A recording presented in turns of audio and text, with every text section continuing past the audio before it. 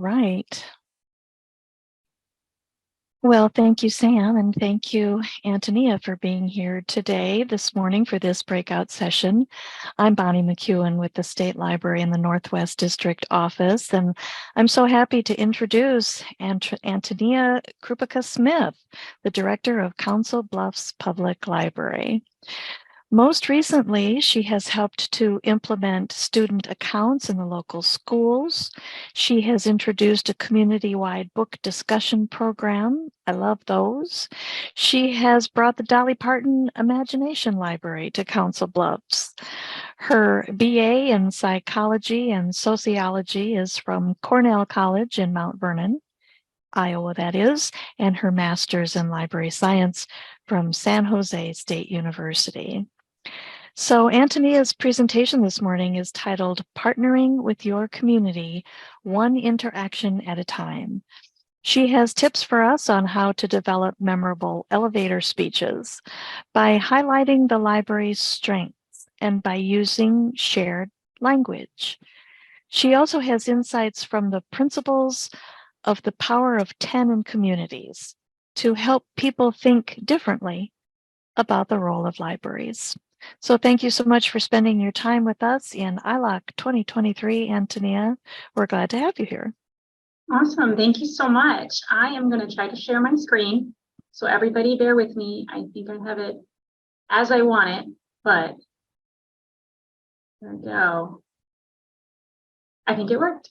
Okay, so thank you. I am excited to be here today. As Bonnie mentioned, I'm Antonia Krupica-Smith, and I am the library director at the Council Bluffs Public Library. I have been in this role for about just over 2 years, like 3 weeks over 2 years. So I started in the middle of the pandemic in a brand new community and a brand new part of the country, because I came from the Mountain West. And I knew right away that I needed to get to know my community, which is almost impossible during a pandemic. But that didn't mean that I did not get out there and do that. So I believe that when you are working with individuals in your community, organizations in your community, and other partner agencies in your community, you are fully representing your community. If you're not doing that, then you're missing a whole segment of your community. So today we are going to jump right into that and kind of talk about how we can do that, how each and every single one of you can partner with your community one interaction at a time. I came upon this concept because I went to a conference very early on in my baby librarian days that was all about how public libraries and museums could partner to bring STEM concepts to libraries. At that time, STEM and STEAM were brand new concepts, and they were really ingrained in schools because of curriculum. But public libraries were really scared of robots, and we knew books. We did not know technology like that. And so I went to this conference, and what I learned first and foremost, and has shaped everything I do in libraries ever since, is that we are not experts, but there are experts in every single community. And our role is not to be the experts. Our role is to bring the experts to the table and then present that to our community. So that is what I'm going to talk about and how we're going to get that done. So, won't let me advance my slides. There we go. So here are our learning objectives for the day. I like to just share those in case at some point you're like, that's not what I want to learn today. And then you can gracefully choose something else. But the learning objectives for the day is that we're going to learn how to bridge the gap in resources in your community through partnerships. There are gaps in your community. We all know that. If you don't think there are gaps in your community, then you're not talking to the right people because everybody has gaps in their community. And we're going to learn how to fill those gaps by saying we don't know everything.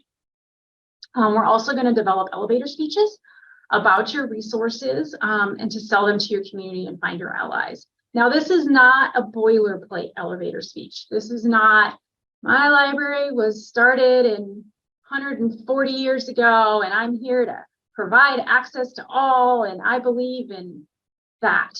That's not the elevator speech we're talking about. We're really looking at elevator speeches from a way to drive connection with individuals in your community and build relationships. so that together you can really conquer and fill those gaps that I talked about. And then lastly, we're going to talk about how to teach your staff, if you have staff, or how to learn yourself how to advocate in every single interaction. Now, I say every single interaction because a patron coming up to the desk might be the missing link, and you just don't know that. It does not have to be a formal organization or agency for you to have a rich partnership. And you also don't know who that patron knows. So advocating in every single interaction is really the way to start to move your needle to serve your community. So let's get started. How do you get started with this? This is a really huge, scary thing. If you're an introvert like I am, and I'm telling you, go talk to people, that is exhausting and not something that you have any time for. If you are a staff of 2 people or 1 person, and you're just trying to make sure that you can cover the hours that you want to be open to the community, how do you add in additional interactions and meetings to try to advocate for the library? So it is not something for the faint of heart, but I will say that we love to advocate. We love to involve our community as librarians, and so this will become more and more natural. To do that, you have to know yourself. You need to be able to speak so confidently about what the library can do that people believe you. You can't do it in a way that you're like, I think I provide access. No, I provide access. You have to be able to push that needle, else people are going to say, well, you think you do, but do you? And they're going to begin to question it. So to do that, you have to do a little homework. You need to know your own mission, vision, and values. If you don't think that you need to know your values for your organization, take a step back and realize that your values are what you believe in as well, so you wouldn't be doing the work you're doing. So your mission, vision, and values are at the base of everything you need to have to be able to have these conversations and these connections. You also have to know what your top 3 focuses are. And your top 3 focuses are going to be things that are typically ever changing. You're not going to say your top 3 focus is access. You have to be more granular than that. You have to say access to youth, access to digital resources, access to technology, access to agencies. What access are you focusing on right now? And that's something that will help to guide what partnerships you're going to establish. For the Council Bluffs Public Library, our mission is to enrich, inform, and empower our community. Pretty broad. It goes along with our city's mission because we are a city department, obviously. And so our city's mission is to continuously improve the quality of life and attractiveness of the city. And so that is also an example of how they pair together. And you can kind of say, well, through our mission, we are furthering the mission of the city. Knowing your city's mission is also really important. Because if you know your city's mission, you can help people to understand why you're doing what you're doing. You're doing it for your community because your city is also working for your community, right? So showing that alliance is important in these conversations. Knowing your values, like I said, is really important. Values are typically 3 to 4 things. They're not a lot. If you have a ton of values, you can become a little divided in your focus. So working with your staff to identify values is the important factor, and that gets buy-in from your staff. I spent about 6 months with my staff talking about values, having them identify in the break room what their personal values were, and then if that was reflective in what we were providing. It was a long process, but at this point, every single one of my staff members knows that, our values are social responsibility. Our values are creativity. We take a lot of pride in our creativity, both in our creativity as far as providing resources, but also in that we're just crafty, right? We're really good at getting the community involved and helping people to understand where their place is in the public library. Teamwork. We love to work together. And we love to lift other people up at the library. And that's something that, as can be seen here today, we're all sharing ways to work together and we're all excited about it. And that's exactly the whole value that we're trying to put out into the community. And then we're people oriented. We want to help people. Now, that's different than customer service, right? Like customer service is different than being people-oriented. And although customer service ranked high on our values, people-oriented was much more specific. And I think that that's an important push towards that equity piece, where we're here to serve a person. And we want to remember here that we are here to serve people. So looking at that and remembering that. Now, your vision statement is something that will really help you to know what organizations might be experts in the community. So for example, the Council Bluffs mission statement is to be recognized as a primary community resource for educational support, self-directed learning, cultural development, advancing literacies, and building public prosperity and well-being. We are not experts in any of that. So how do we push our vision forward if we are not experts in any of that? I mean, that's about 7 different nonprofits that I've listed right there who are experts in those. So that's also a really great place to sit down and say, this is our vision. Is there somebody in the community that's an expert in that, we can partner with, that we can bring to the table and say, you know, we have a mission in that. We have a vision to be part of that. Can we work together? This is also really something to think about as you begin to look out into your community for partners. Is there a cultural resource in your community? Well, in your vision statement, or in our vision statement, it says cultural development. That's a natural tie-in. There's your elevator speech right off the bat. Hey, it's our vision to culturally help support cultural development in our community. Your mission is cultural development.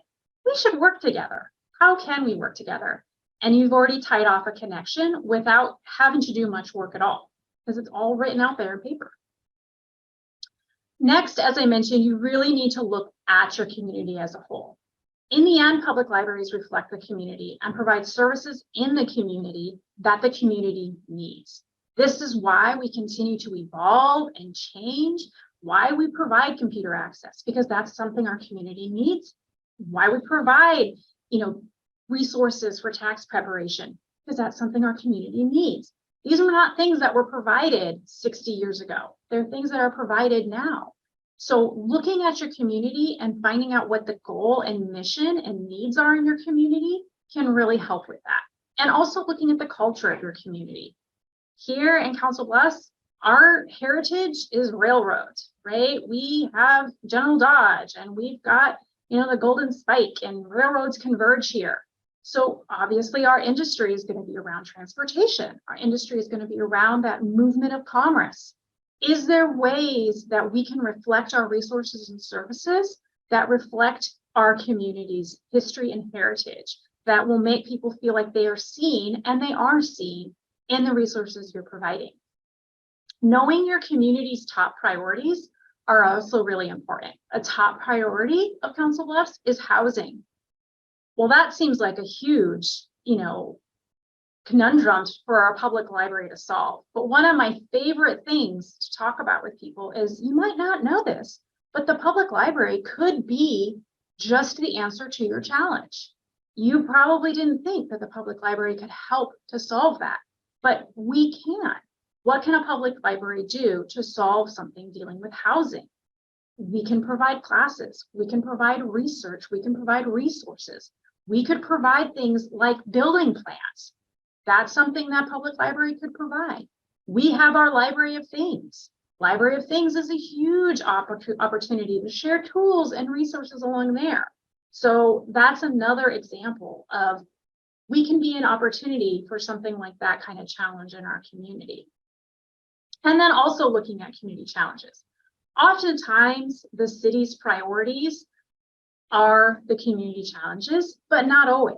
Right now, community challenges are pretty common across all large industries or large communities, as far as housing, food insecurity, homelessness. These are all things that a lot of libraries are struggling with, whether it be urban or rural. But then there's also something that's in your community that is a challenge that you can address, that you didn't think you might be able to address.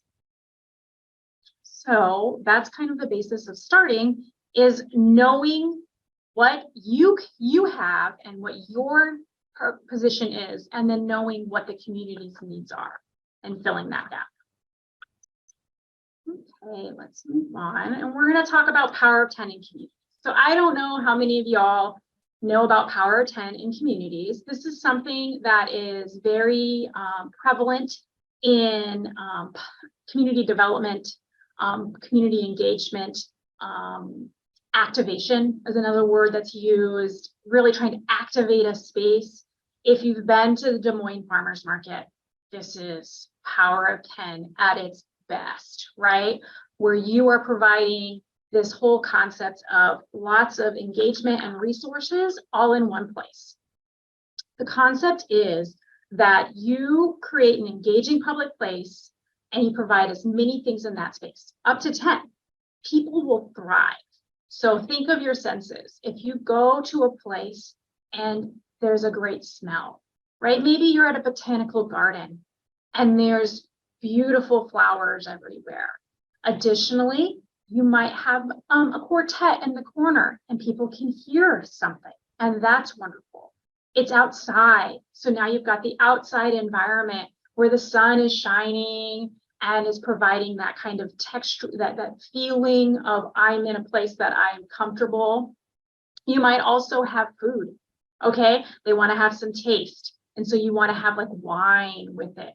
This is an example of using that power of 10 because you're hitting on the senses. Now, to really elevate that power of 10 is to then say that's 6 different organizations together in this one space, each providing it. It's not about paying for 6 different industries to come in. It's to say, we're at a botanical garden. Let's go ahead and have music from the local conservatory. And that's a resource now that people are now hearing about. We are having wine from a vineyard. Now that's a place. I bring this up because as a public library, we need to bring ourselves to the table around the concept of power of 10, because this is what communities are using to think about their spaces and their town squares and everything like that. And what is our power that we bring to the power of 10? What is what a public library brings? Is it a youth story time? Is it that concept? Are we bringing early literacy in and we're providing a youth story time? Is it yoga? Are we over there doing the giraffe pose with young kids and their parents? Is it a table with bookmarks? And now they're learning and they can walk away with a bookmark, but they've also colored and they're using those fine motor skills that we know are key in early literacy. Is it spoken word? Is it a poetry slam right there in the park while everything else is happening?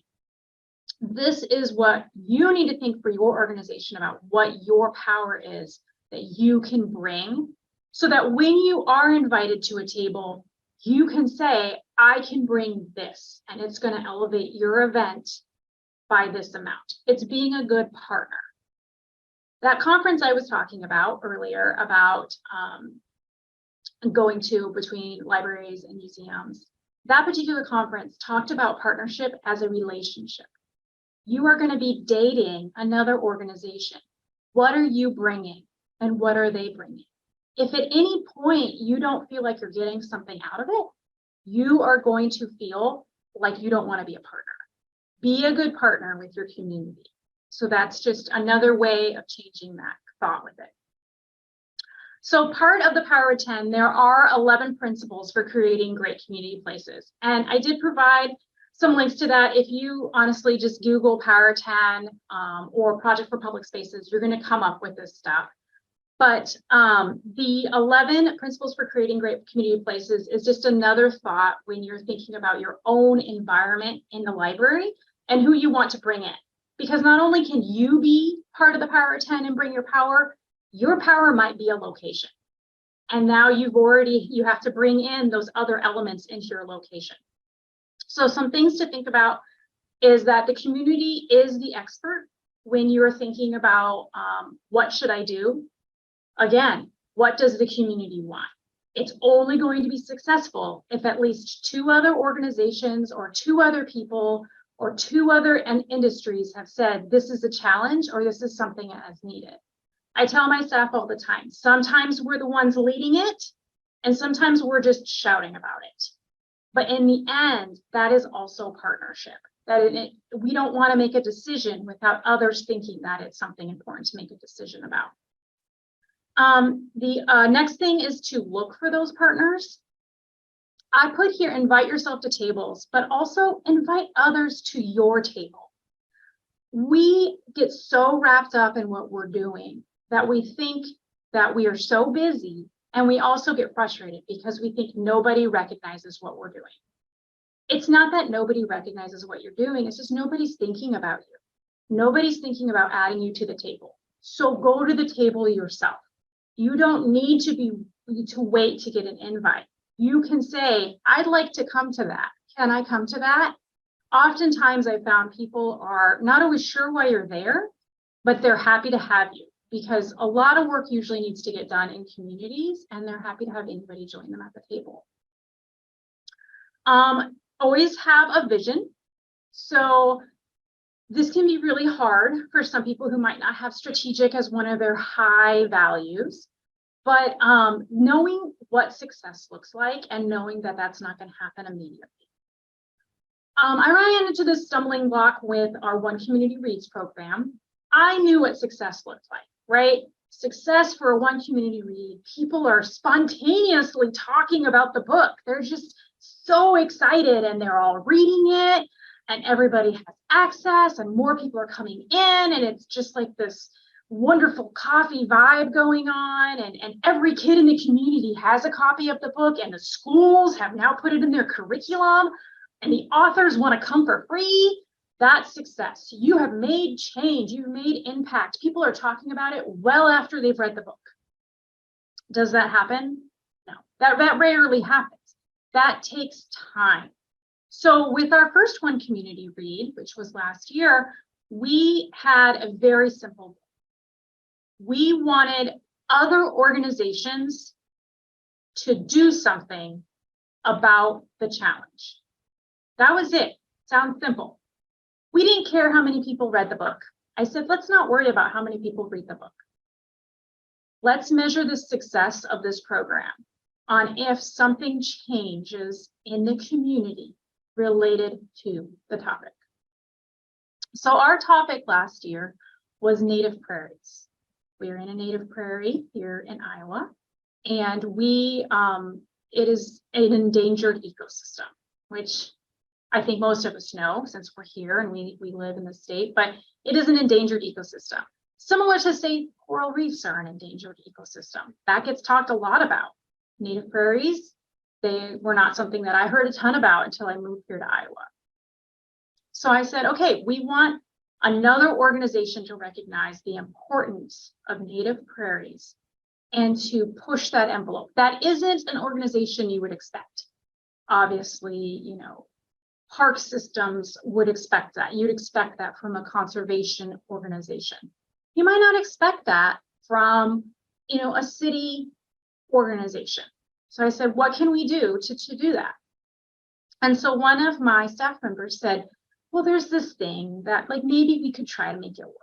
And I said, okay, well, is it literacy focused? Like, what's the deal here? And she said, no, it'd be getting a recognition.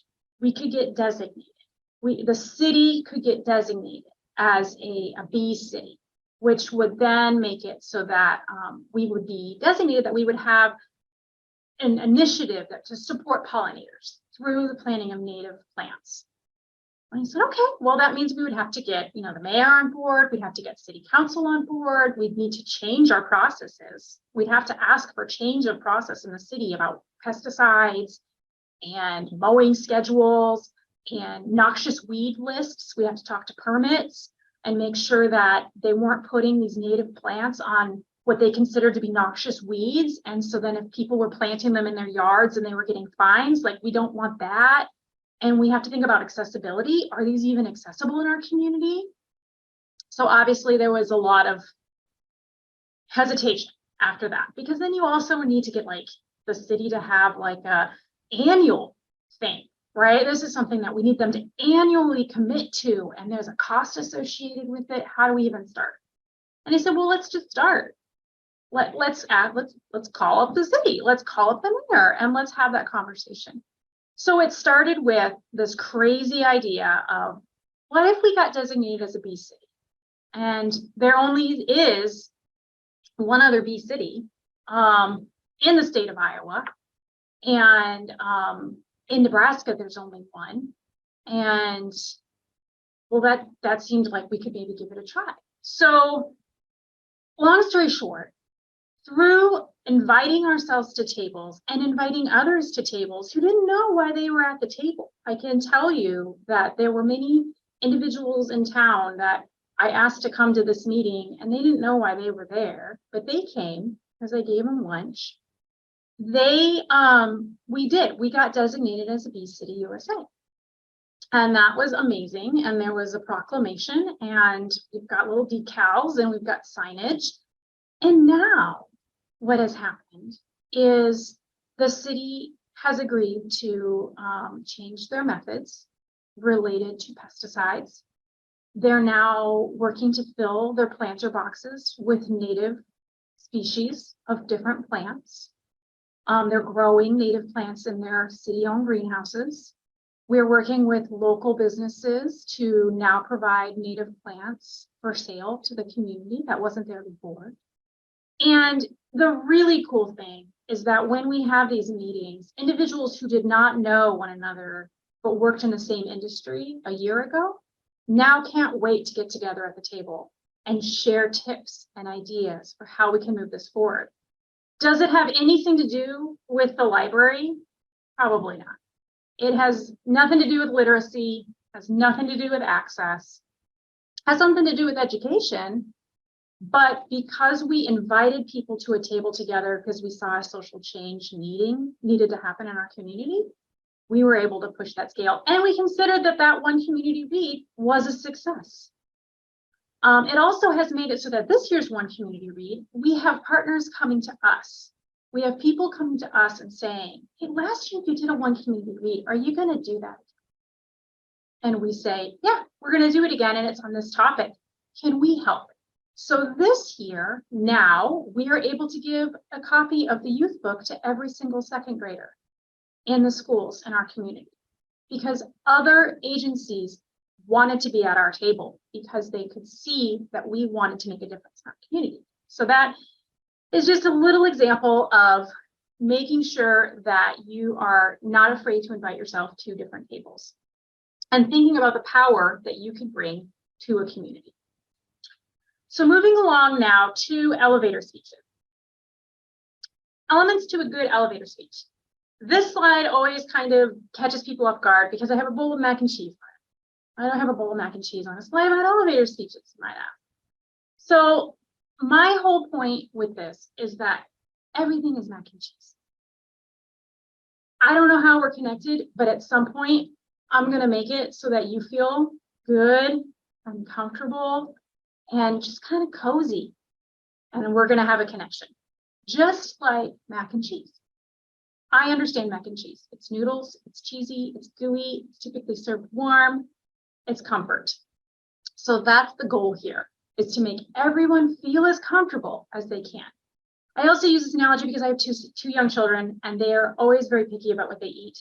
And so I'm always saying to them, just eat it. It's basically mac and cheese. There's noodles and cheese. It's just mac and cheese. And of course, my husband scoffs and says spaghetti and meatballs is not mac and cheese. Yeah, but there's Parmesan on there and noodles. It's just mac and cheese.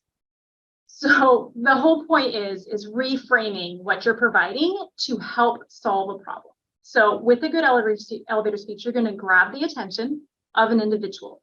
A good way of doing this is knowing what their interests are, right? It's the sales tactic. Hey, I know that you like science fiction books. That's awesome. What's your favorite science fiction book? And now you've grabbed them, you've pulled them in, you've asked a personal question. As the same with agencies and organizations. What are you most excited about right now? Hey, I know that you're a cultural organization. What's the new thing on your docket? Or what's a challenge that you're experiencing? It's a great way to pull in and grab that connection. And you hear from them. Oh, you have an interest in this, or you have this resource, or you have that need. You know what I have? Oh, you need a space? You know what? I have some meeting spaces over here. Oh, you need materials for your classroom? you know what, I have some books. I could make a kit for you. We could have this happen. This is an example of finding that connection and pulling them in. And also showing what your goal and mission is. You have that, I have this. Maybe together we can both further what we're looking for. An example that I use for this one is something that we did not anticipate, but it's through a conversation. You're talking with someone. So we have an organization in Council Bluffs that's goal is basically neighborhood development. They kind of look at all angles of neighborhoods and they say, we want to create an environment of community. And they do that through fixing the worst house on the block, or doing a rock the block and fixing everybody's lawns, or doing a situation where they have like a backyard movie kit that you can check out and then have a backyard movie. Now this came out of COVID. Obviously, we were all wanting to be outside and engaging. So they spent some grant money and they bought some projectors and they bought some screens and they bought some DVD players and some speakers. And they made these kits and they were like, okay, we're going to check these out. So this organization has 4 staff members and they're all scattered, right? Their office is not an office that's like a public office. It's an office that like they go to house things, but most of the time they're working out of weird random places and they're, you know, tearing down porches and doing that kind of stuff. But every now and then this backyard movie kit would get reserved and they'd have to go check it out. So then they'd have to stop what they were doing and they'd have to go back to the office and then they'd have to wait for the person. And sometimes the person was running 20 minutes late. Sometimes the person was actually not today, tomorrow. And it was really disruptive. But the kits were really popular. And so I met with the CEO and I was just saying, hi, how are you? And this is who I am and this is what we do. And she was expressing to me what they did. I said, so, you know, what's a challenge that you're having right now? And she said, well, a big challenge we have is that we have these kits and they're so popular, but we can't, you know, work around other people's schedules. Like we still got to tear down these porches. And I said, you know, what's really funny? We are an institution that is based upon access, right? We give people access. And because of that, you know, my particular library is open every single day of the week.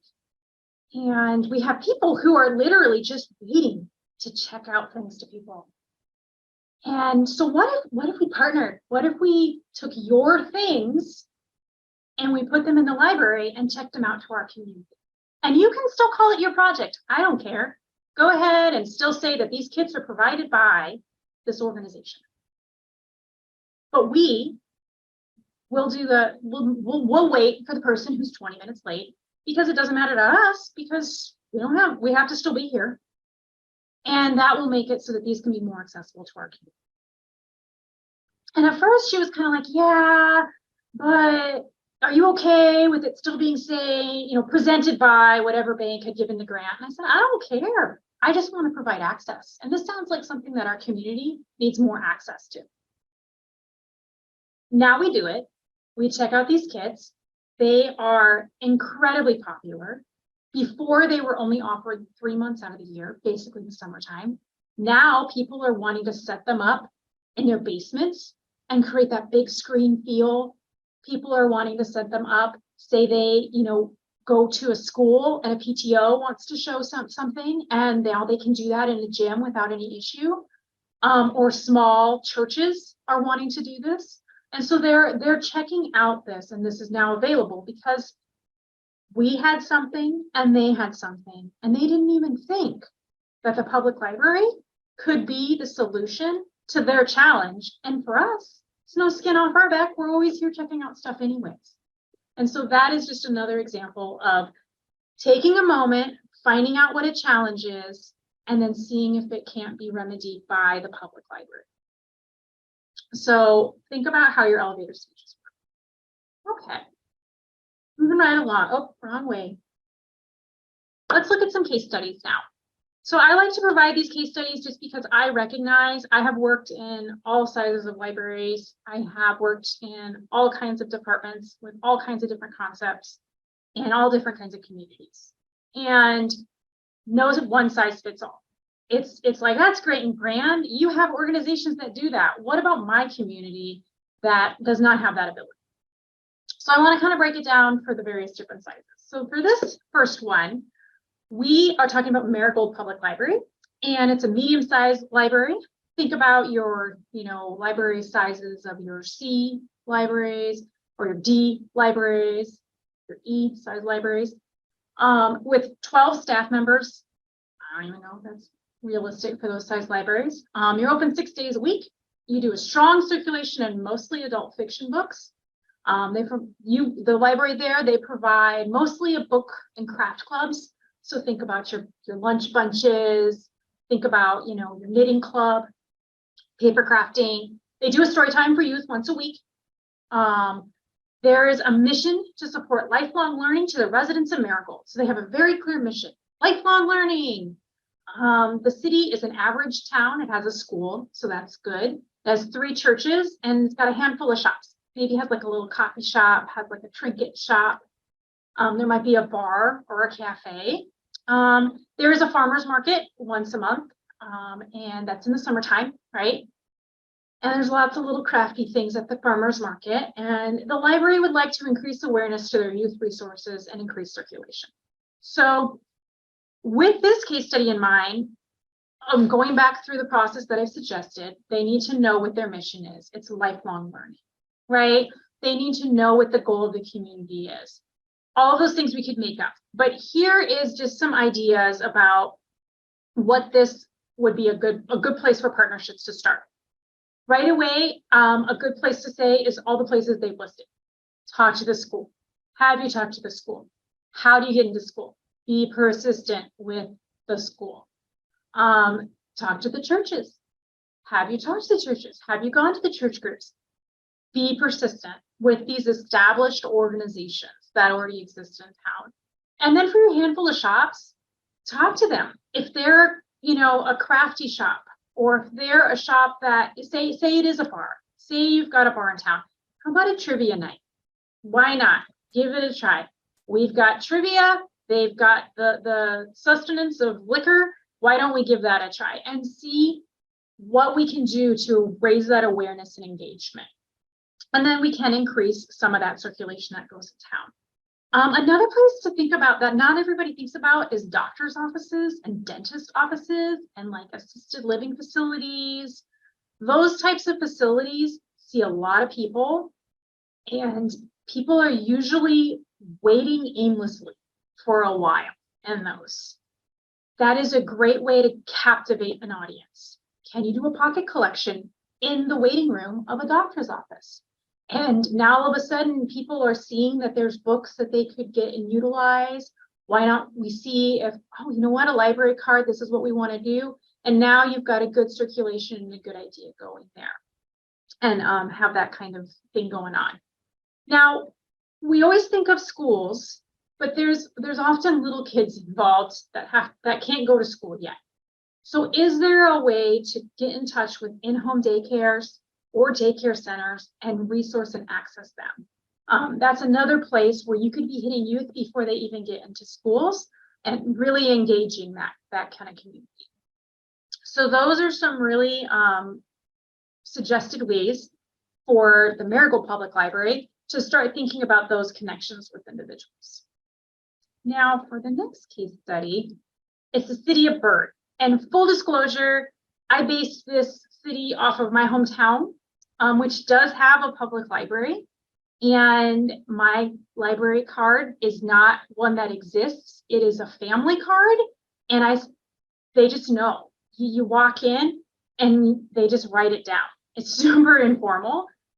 I think it's like 101, but I mean, I don't know still to this day, but let me tell you, I could check out books. So it's a small room of books, 2 part-time staff members, 3 times a week, if you're lucky.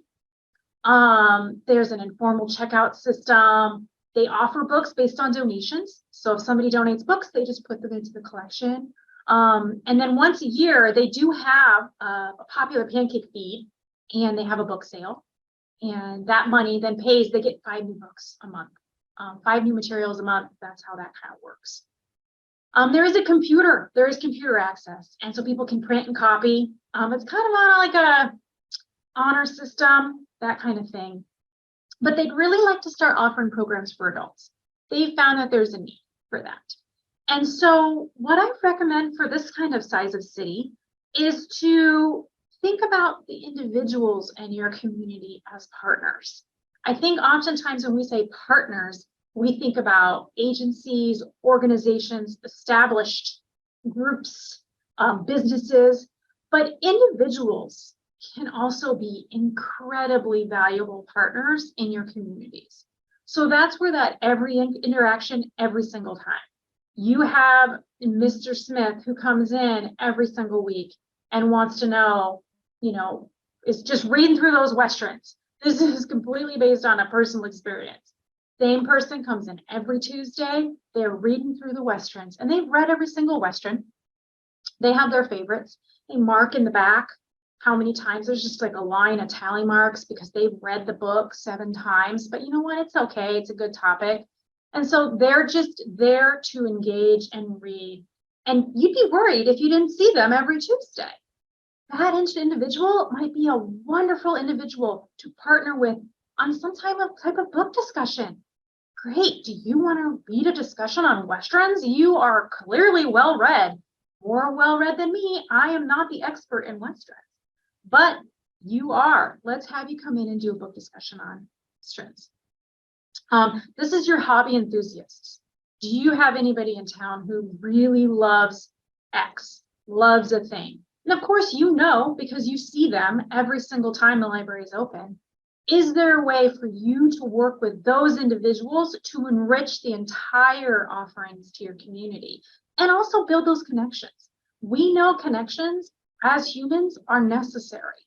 So in small communities, if you're not a hub for connection, that can make it so that it's very difficult to keep your aging population engaged and healthy in your community. So that is a great example with that of how you can work together as your community to provide for your community that has nothing to do with what organizations are there. Okay, and then as we cruise right along, the last case study. Now this is your city, right? I don't want to lie. There are larger cities out there that do have quite a bit to offer. And so this is your city of Metropolis. It's a large new library with dozens of staff and multiple departments. They just have so many people. The library is well used by those that know about it. That's the key. People who know about it are going to use it. People who don't know about it haven't even crossed the door. And the staff is really busy though. They're super busy. They're just stacking up story times. They're so busy. They're just doing tinker zones. The city supports the library. So there's not a lot of concern when budget time comes around that they're going to be able to still have fun. They don't have to go and fight every single budget season to get funding. The new users have been declining though. New users have been declining. The staff is struggling because they can see that it's declining, where a program may have gotten 25 people, it's now getting 10. So they know it's declining. People are coming, yes. The checkouts continue to go down. They're aware, but they're still busy. They're still overwhelmed. So there's that confusion about what can we do to really change the narrative of what the library does. And it can be really difficult because honestly, in cities, it can be kind of harder to find where we fit in as libraries because there's lots of different nonprofits out there doing this work. We are not the people who might be doing movies in the park because there's a nonprofit that does movies in the park. We may not be the person doing art classes because there's some art collective that does art classes. Hey, I know cities also have makerspaces that aren't libraries. So why would we provide a makerspace if there's already a makerspace? These are things that can happen in large cities and can also be a stumbling block to partnerships. So this is where I think we need to think a little bit differently about what we're providing. We need to think about the mission and then determine. So a really good example of this is around food insecurity. And this is something that we know is a challenge. we know food insecurity is a challenge. So here in Council Bluffs, we know food insecurity is a challenge. But, you know, there's the kids go to the schools and they get their meals at the schools and they get their breakfasts and they get their meals and then they'll get packs sent home with them. And so having our area, like, what can we do? Well, we have a Teen Central here, and my team manager came to me and said, you know, kids are hungry. Yeah, kids are growing, kids are hungry. And she said, I have teens that come in here and they're really hungry. So I think I'm going to change my programming a little bit to make sure that at least once a month I'm doing like a food program, if only to feed the kids. I said, okay, that sounds good, but like that's not going to solve every single day. What can we do to solve every single day? And I said, you know, there are snack programs out there. She's like, yeah, but I just don't know how we would even get started. And I said, well, that's how you do. You start with your challenge, and then you say, hey, we need a snack program. How can we pay for this? What does this look like? Let's see if there's another organization whose mission is snack programs. And what would you know? There are organizations out there that focus specifically on snacks and not necessarily meals. So we reached out to some metro organizations and we said, we love this idea. We don't have one in place. We love this idea. Let's talk about what would be needed so that we can move the needle forward for what we can provide. And I said, that sounds great. So right now, there's no solution. Right now, we just need snacks. But in the future, identifying the challenge and who should be at the table is creating that environment for partnerships and who might be able to answer that challenge. So that is an example of something that a large city can think about, is working with other organizations who are addressing those challenges. Okay, so just wrapping up here, I want everyone to take away from here the idea that, do I really know my mission and vision and values for my library? Do I really know my mission and vision and values for the city? What are the top priorities? Have you thought about the top priorities? And then going further and saying, is there any potential partnerships that I just hadn't even had clicked in mind that could be a partnership, but you know what, that could be a partnership. Then develop your elevator speeches. Now, from this example I've given you, the elevator speech is going to be different for every single partnership because it's about connection and not by some boilerplate script. It's the connection with each and every organization and individual. And thinking about every interaction in that way. What's our connection? I want to create a connection here. Even if that connection is, now I know that you really love sunflowers. You never know.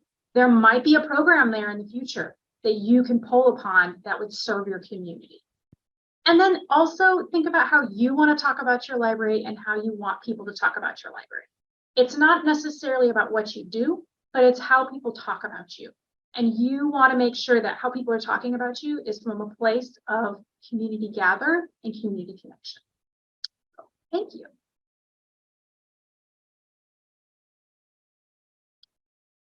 Antonia, I will slide in one question that I think might be the easiest to answer. We'll start there, and that is, can you tell us again the title of the book that you used for your native prairie theme? Okay, yeah, so for our native prairie theme for One Community Reads, we used Bicycling with Butterflies because it talked about the butterfly migration. And it talked about working with like milkweed. And in that particular book, if you've read that, they do go through Council Bluffs. And so we liked that tie-in. But they also talked about roadways and easy things people can do along roadways. So that was what we did there. We also did The Way of the Hive, which was a graphic novel. And that talked about the ecosystem of bees and how bees work and where they go when they want to harvest things. So harvest the honey and the pollen. Very good. Thank you. Sam has dropped in the link to the ILOC survey in case this is the last session you can join us for. Pick up that link in the chat space. Otherwise, if you're staying for many more sessions throughout the day, then you'll see that link come back at you again. we're about at time. My clock says 11:10. Perfect. So I want to thank you so much, Antonia, for your time and sharing this great information about these interactions, these individual interactions. I really picked up on that. And some of us noted in chat that we're going to circle back to learn more about the power of 10. It looks like it's super valuable. And it's something, yeah, like I said, it's not about libraries, but it's about creating space. And that's really what we're trying to do. great. Well, thank you so much.